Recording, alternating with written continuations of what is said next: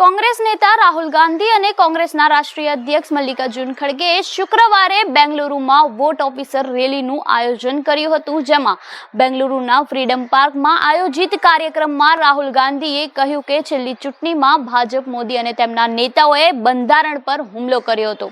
તેમજ બેંગલુરુ પહોંચતા પહેલા જ રાહુલ ગાંધીએ એક પોસ્ટ કરી હતી, જેમાં તેમણે લખ્યું કે મતચોરી એ માત્ર ચૂંટણી કૌભાંડ નથી, પણ બંધારણ અને લોકશાહી સાથે મોટો વિશ્વાસઘાત છે. ત્યારે દેશના ગુનેગારોએ સાંભળવું જોઈએ, તેમજ સમય બદલાશે અને તેમને ચોક્કસ રીતે સજા મળશે. તેમજ સીધો પ્રહાર કરતા પીએમ મોદીને કહ્યું કે આ ગોટાળા ભાજપ ઈસીની મિલીભગતને કારણે થાય છે, જેના કારણે જ પીએમ મોદી ત્રીજી વખત પણ સત્તામાં આવ્યા હતા. ત્યારે આ અંગે 7 ઓગસ્ટના રોજ રાહુલ ગાંધીએ ઇન્દિરા ભવનમાં 1 કલાક 11 મિનિટનું પ્રેઝન્ટેશન પણ આપ્યું હતું. ત્યારે આપનું રાહુલ ગાંધીના આ નિવેદન અંગે શું કહેવું છે, અમને કમેન્ટ બોક્સમાં આપના મંતવ્યો જરૂરથી જણાવજો.